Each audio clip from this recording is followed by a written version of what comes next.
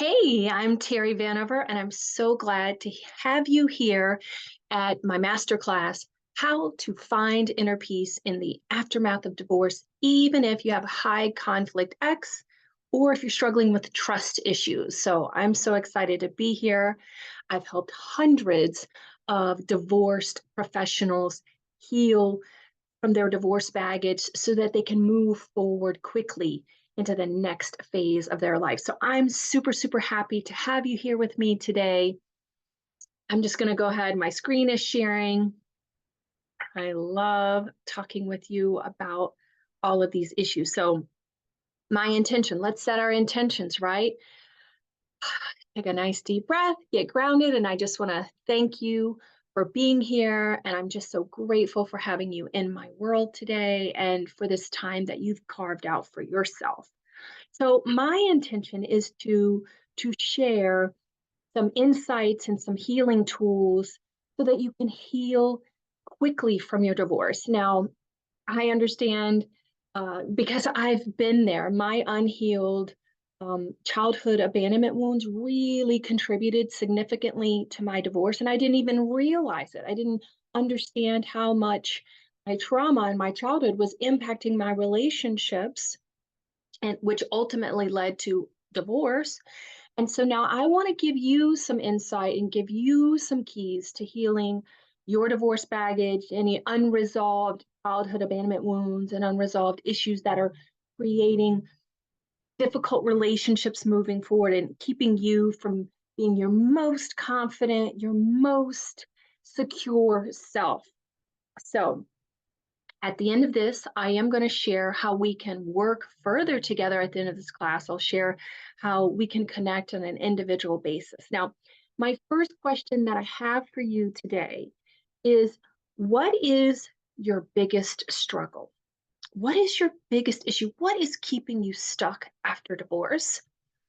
And on a scale of 1 to 10, 1 being, meh, it's like a minor problem, barely kind of think about it, to a 10, which is, holy shit, I'm so stuck. I don't know what to do. I feel lost all the time. I'm overwhelmed. It's just so unhappy and, miserable at night and lonely at night. So I'd like to know kind of where you are, what your biggest issue is, and where you are on that scale so that I can, address those things, approach those things. So just share that in the chat box. And while you are writing out your answers, I'll just tell you just a smidge about myself, a little bit about me. If you don't hear my accent by the end of this, you will be definitely hearing my Southern drawl. I grew up just a poor country girl from Virginia. My mom got divorced by the time I was 3, 4, maybe. I don't even remember. And they had a pretty, you know, just not so great divorce.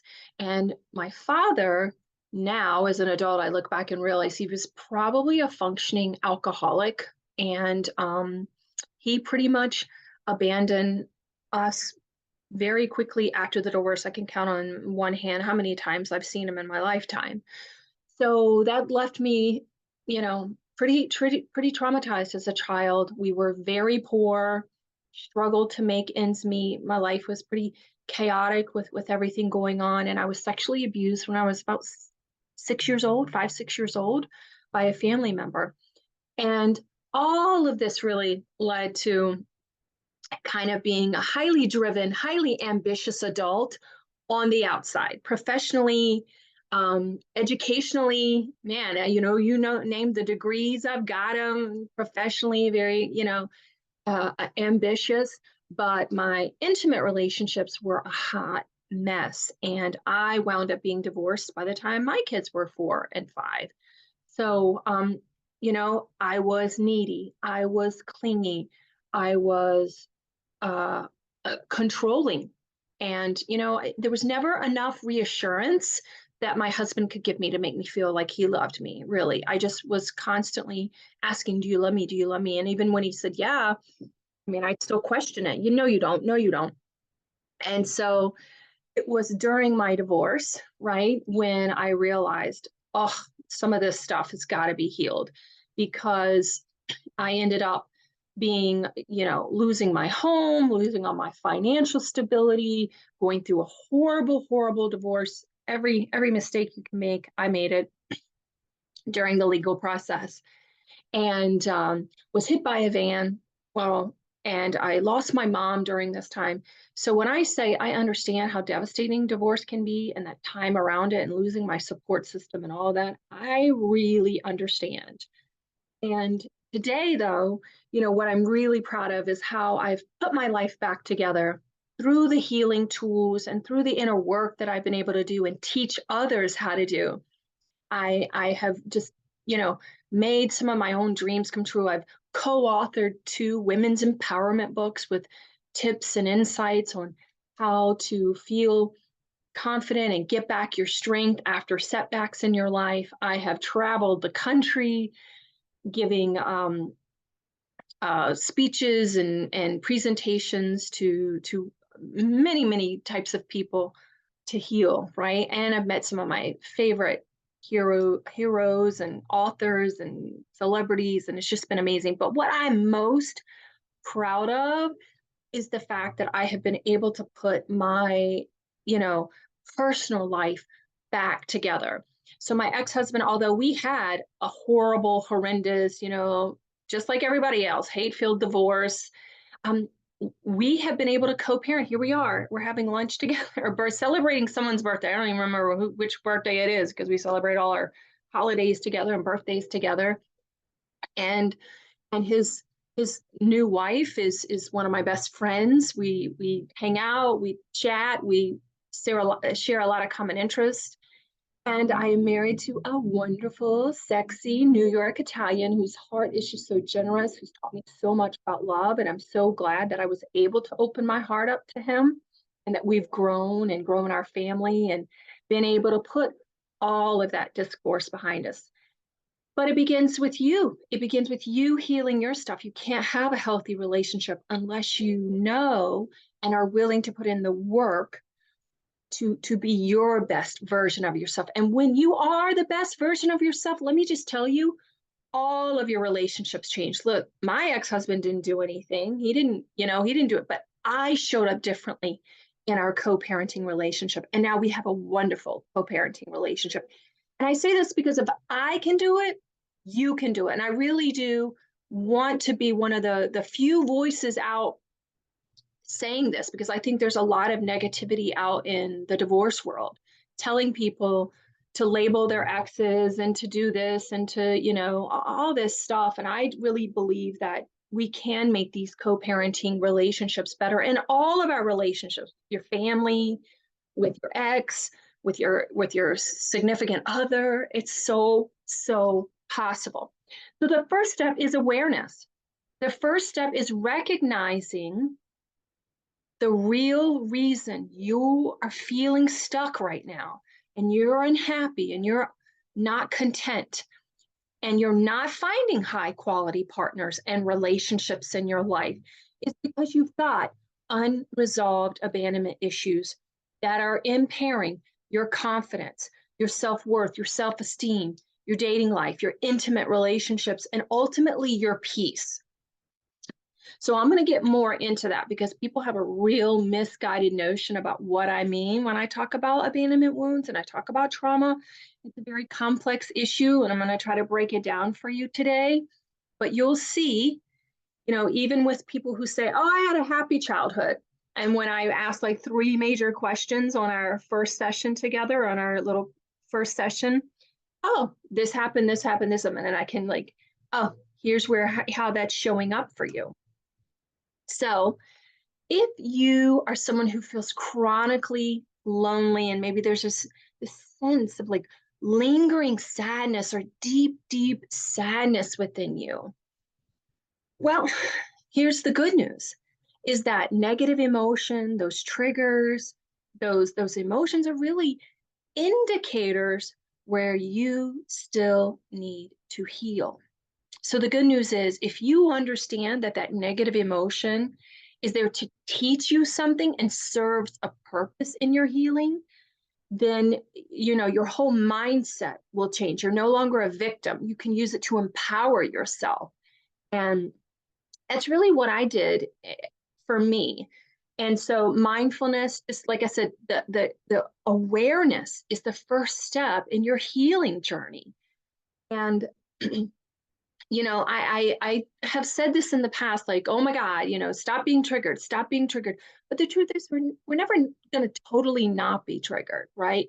But if we look at those triggers as something within us that, like, hey, this is an area I need to kind of look closely at, and I can use this as a way to change and honor your triggers.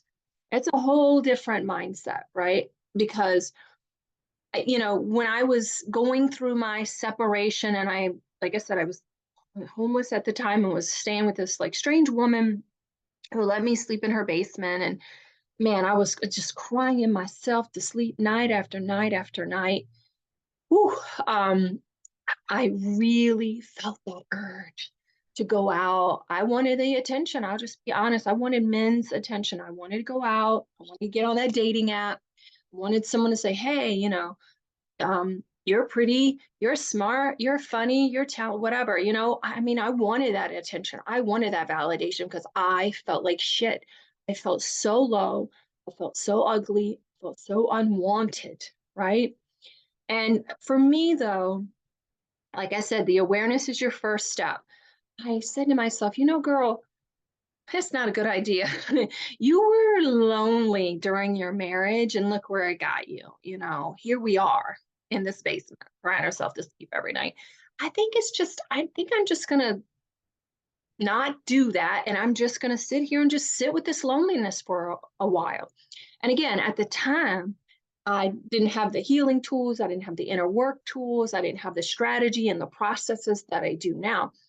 But now I call it consciously surrendering. It was recognizing this is a pattern in my life that I need to really be curious about. And so when I sat with that loneliness, I realized, oh, I just let those emotions come up. I let those negative feelings come up. And what I realized was like, I really felt unlovable. I mean, that was the word that came up for me. It's like, no one loves me. I must be unlovable. And as I sat with it longer and longer, what I realized was, wow, if my own father, my own biological father can't love me, I must be pretty unlovable.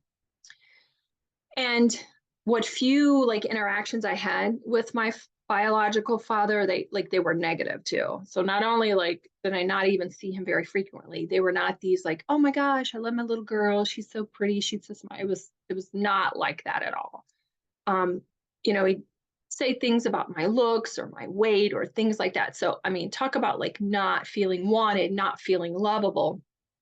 And what I recognized was like, oh, that chronic loneliness that is lingering and will not go away, no matter who I am with or what I'm doing, is that it really goes back to abandonment. And an abandonment wound, listen, you can have a two-parent, quote unquote, happy childhood, but our parents were raised in a toxic culture and not given the tools that even today we have parenting wise, and they have suffered generational trauma and just weren't given the tools to give us what we needed as children. I'm not blaming our parents because I do think our parents do the best that they could do, but sometimes having a two-parent also where there was even unrealistic expectations where nothing you ever did was good enough for your dad, nothing I ever did was good enough for mom. She'd always criticize me, right?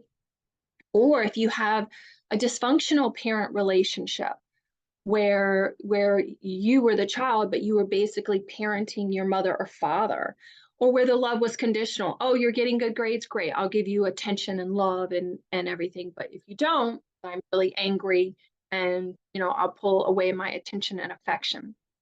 And it leaves you with an underlying feeling of unworthiness, of unlovability, that you don't matter. And that is really the fundamental feeling of loneliness. And I talk about how loneliness is not the disconnection from others, because it didn't matter how many times I asked my husband, "Do you love me? Do you love me?" He's a million times over, yes, yes, yes, yes, yes, yes, right?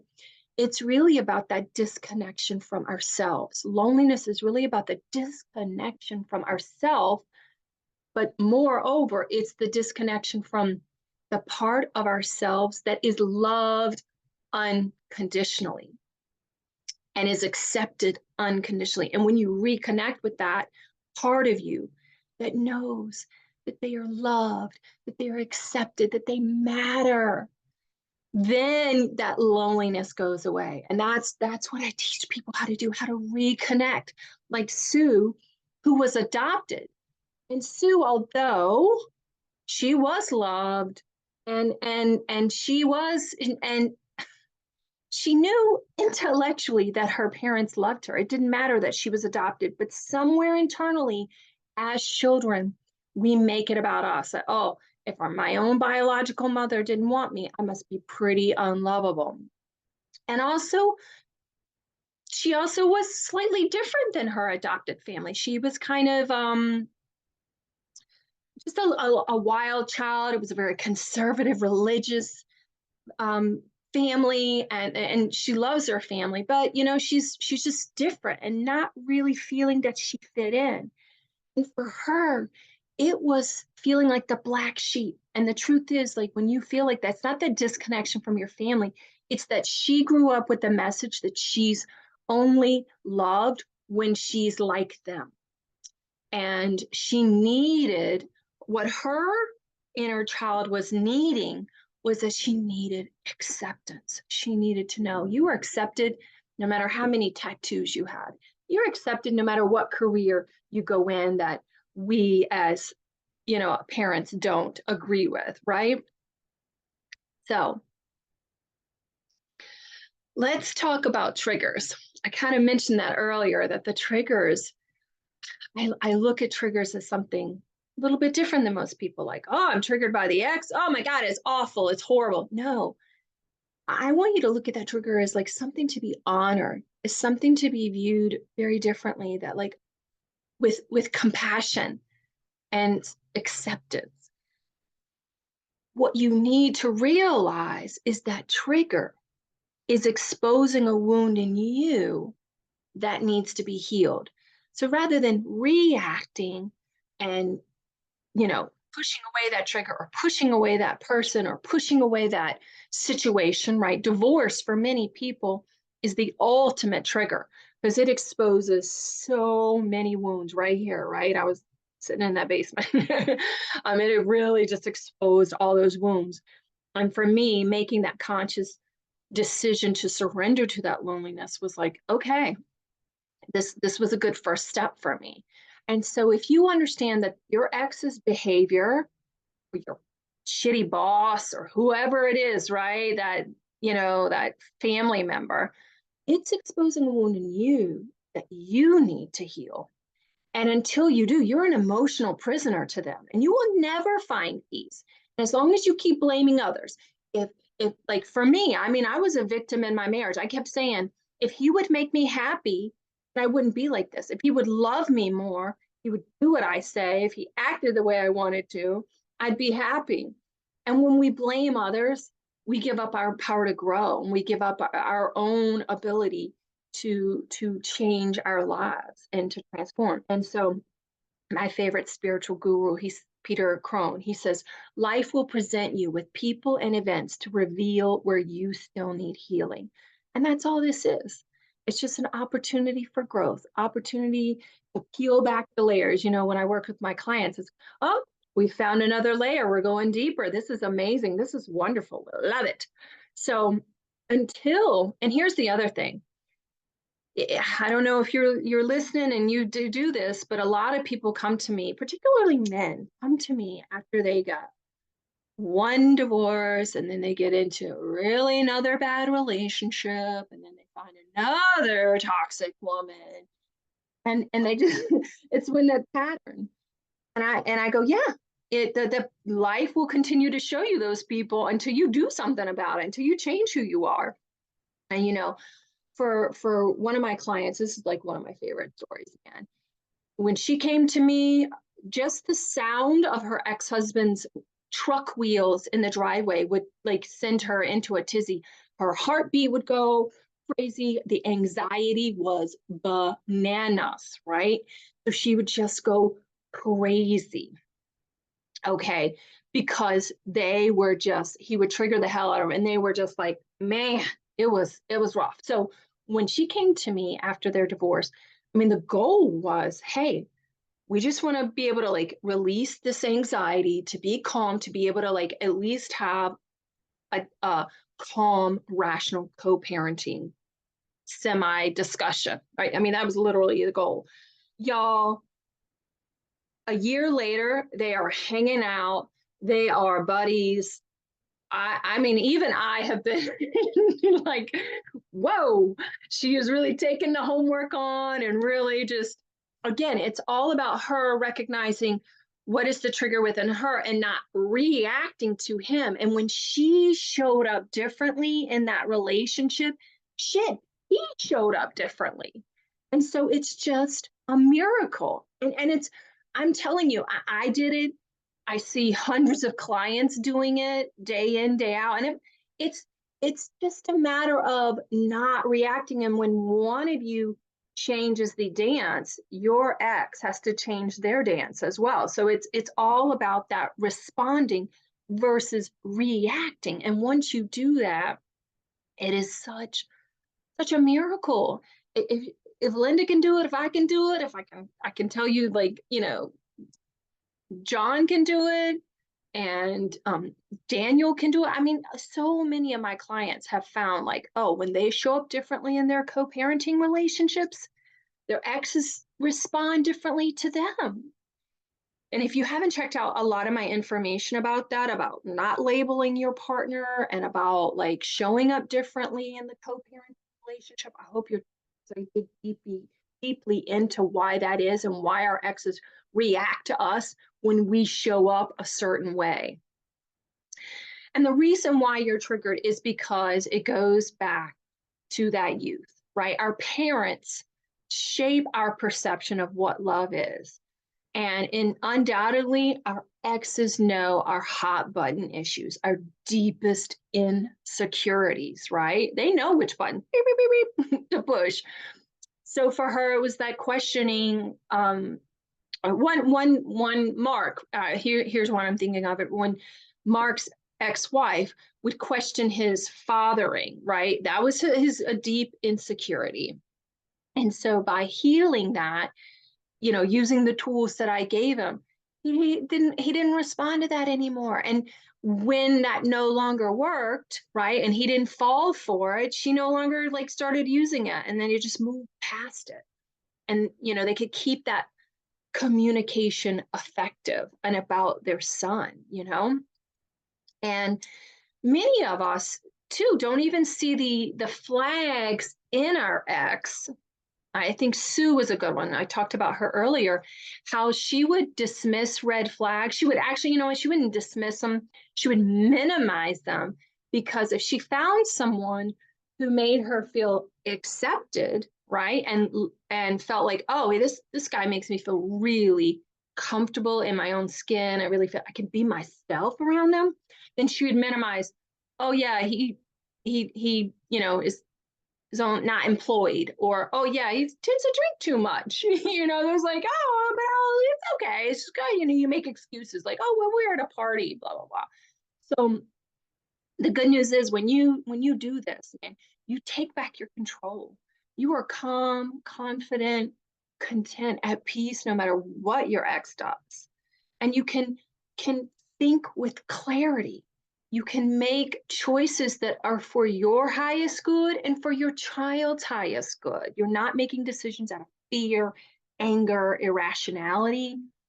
And when you heal that inner wound that is being triggered, I mean, it's amazing. And again, it all goes back to that deepest insecurity, that somehow in your childhood, you got the message that you're not good enough, that you need to earn validation from others in order to create healthy boundaries, or or to to to be a certain way in order to be accepted. And that's just not true. When you love yourself unconditionally and accept yourself how you are, do too.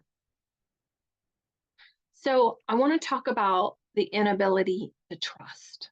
Okay. So this is for, I get a lot of nice guys and people pleasers, right? And the truth is, you don't trust yourself. You don't trust yourself. Trust has nothing to do with anybody else. There's bad people out in the world. There's good people in the world. And if you trust yourself, like me personally, I know, who I feel comfortable in my own decision making skills to know I'm not going to be manipulated. I'm not going to be used. I'm not going to be taken advantage of. But what happens if you're a people pleaser? You don't have good boundaries. And so you do have a pattern of letting people take advantage of you, over giving, not giving yourself what you need, not giving the acceptance and the love and the validation for yourself, and getting it from external sources. I mean, and that's what I was doing, with my marriage. I expected my husband to make me happy. I expected my husband to make me feel loved, all those things, right? And and the thing is, it'll never be enough. And when you're a people pleaser, you put aside your own needs and your own desires and what's good for you, because you hope that other people, by pleasing them, by doing what they want, they'll give you the validation, and they'll like you, right? But what ends up happening energetically, you're manipulating people. Firstly, you're using people to fill a void within you, but you're also going to become full of anger and resentment. I see this so many times with so many of my male clients, that they end up like marrying very controlling women, because like they want to give her that control, and they're codependent in their relationships. If she's having a good day, he's having a good day. I see a lot of people that are in those relationships where they're codependent. Whatever mood their spouse is in, they're in, right? And if their spouse is having a bad day, they're having a bad day. And what happens is, though, you end up not doing what you want and what you need. And so you end up being full of resentment, anger, and that all comes out in your communication, in your fights, in your conflicts. And a lot of times I see people who have a lot of anxiety. They come to me because they're anxious, like Linda, for example. It was just the anxiety around her ex-husband. Now, he was a very prominent trigger, but we went all the way back to her mother, and how her mother had an agenda as raising her, and there was this whole agenda mother had. And so she just grew up with this sense of anxiety. And because she was never given tools to love herself, to trust her own self, and to have a voice, it was always a mother's voice, it's anxiety. And she just put it off on the husband. And that's what a lot of people do. They end up they end up with marrying a spouse, a partner, where to fill that void, right? That just fills that void that needs to be filled. And you can't do that. And so many people, they feel like a failure. They feel like it's their fault. You feel like you're never good enough. But the truth is, you have to take those little baby steps to trust yourself, to start trusting yourself. You have to start putting your own self-care first. And that's like backwards for my people pleaser nice guys. So backwards. It is so uncomfortable when people start doing that, like Mark and Linda. They're like, I can't do it. That's why you need a coach to help you stay accountable, right? Like, because that pattern is hard to break, and you need someone, helping you along the way. And part of the reason why this is so uncomfortable, a couple of reasons, okay? But the first one is that your nervous system is out of whack, right? So when it comes to my clients, they don't feel safe and secure in their selves, and they're seeking validation from others because their emotional needs were not met as a child. So imagine like Linda, or she was given an agenda as a child. Like, it's not our children's job is to fulfill us as parents, but so many parents aren't even consciously aware that they're doing it. Or sometimes parents, they have mental illness or substance abuse or their own trauma that they're passing on unconsciously, subconsciously to their children. They're not doing it on purpose. As children, we grow up in these environments where we never know, wow, what's my mom going to be like today? What's it going to be like today? And then you end up in toxic relationships as an adult where it's the same volatility, it's the same second guessing yourself all the time. And that second guessing becomes a way of life because the toxic relationships have caused you to walk on eggshells. It's become a permanent way of being. It's like anxiety. Your body is so dysregulated. Your nervous system is so out of whack.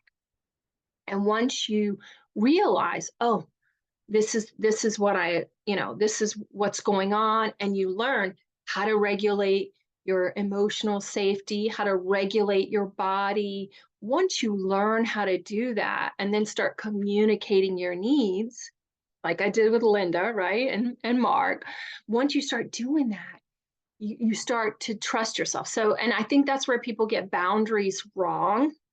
So the biggest myth I see when people talk about healthy boundaries, you need boundaries, you need boundaries. That's bullshit. You can't have boundaries if you don't have the self-esteem and the self-worth to back it up. I mean, I'm just going to tell you right now. So I don't, even want to talk about trusting yourself. But you see, I don't say, hey, start making boundaries here. No, I'm going to tell you that's not the first step. Now, are we going to start creating some boundaries?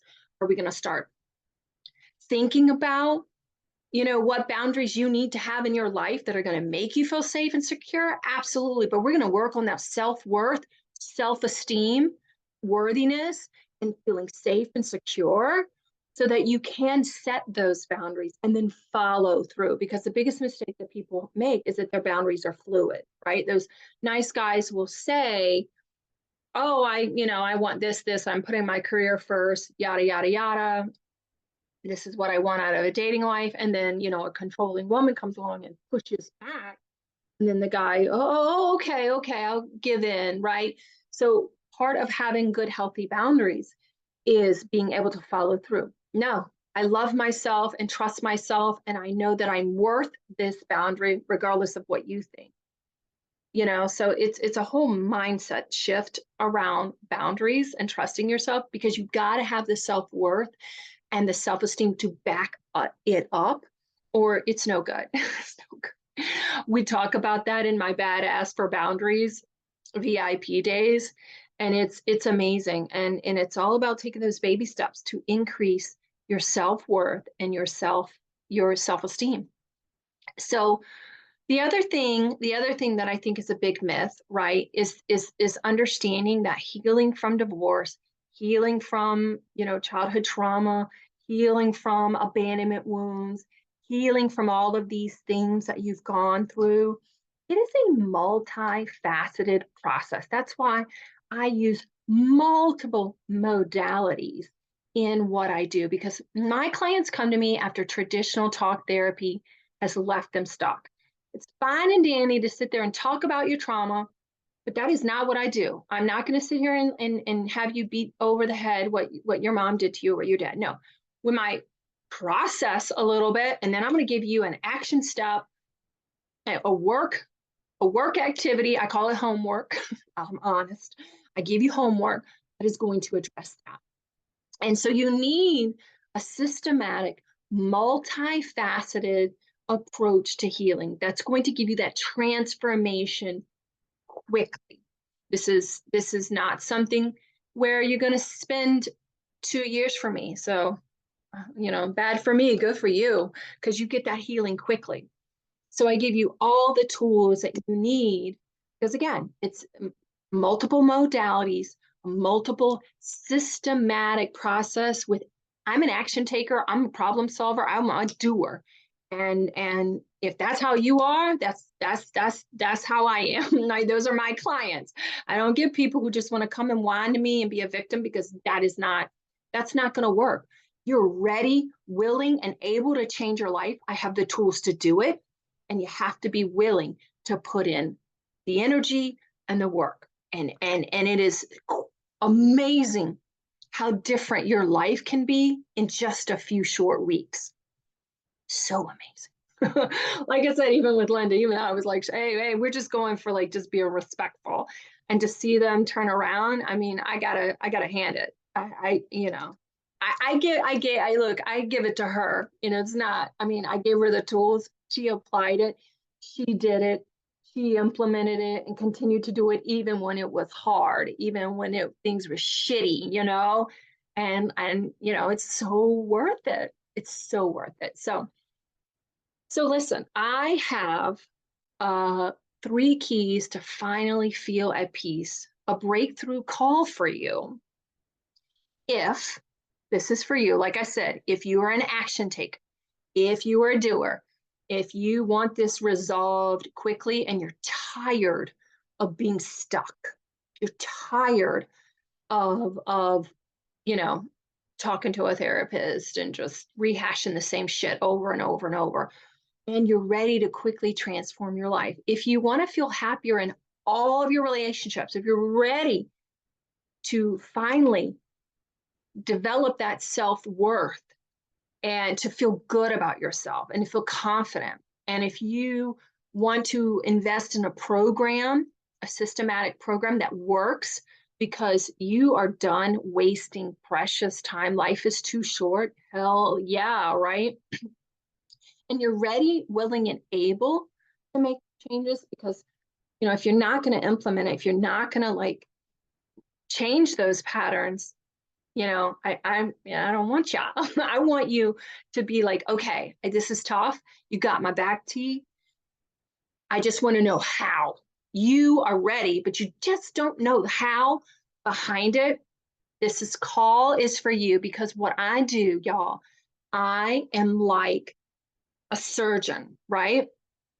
So just like with Linda, just like with Mark, just like with Sue, I'm going to help you diagnose exactly that root of that abandonment wound and give you the exact prescription to heal it. And so what we do is, on an individual phone call, right? We're going to dig deep, and we're going to talk about the abandonment wounds that are holding you back and the exact thing that you need to heal them and release them quickly. I'm not a time waster, and this phone call will not be a waste of your time. Now, are we going to talk about a program that's going to work for you? Are we going to talk about, process that's going to help you? Yeah. But it's not going to be a hard sales pitch, because that's not who I am. That's not what I'm about. It will change your life. People are shocked at how quickly and precisely I'm able to diagnose what is holding them back and how it's holding them back, and help them devise a strategy plan for their life. And they feel so amazed after the phone call. So we're going to help you to identify which ones are keeping you feeling lonely, and how this unworthiness is showing up in your life, and what exactly you need to do, the steps you need to take to feel secure and confident in all of your relationships, particularly your intimate ones, because your intimate ones are where those wounds are mirrored the most. They, I think our children and our spouses, they're our greatest teachers, really, honestly. And so again, and I'm going to tell you a program that is going to change your life. And again, if you feel like, hey, hell yeah, I'm all in, fantastic. If you feel like, nah, it's not a good fit for me, that's good too. That's all right.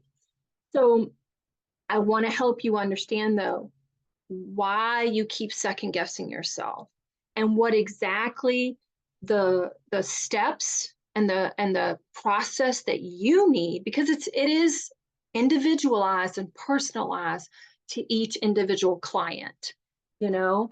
And so once we do that and I give you the individual prescription of what you need, you're going to learn how you can feel worthy and confident as fuck moving forward, so that then you can have those firm boundaries in your life, so that you can follow through on those boundaries and stop all the people pleasing and feel good about yourself and feel worthy and know that you are worth a great partner and know that you are worth a great job and know how to co-parent better with your ex and all those things. So listen, I'm going to post the link up here.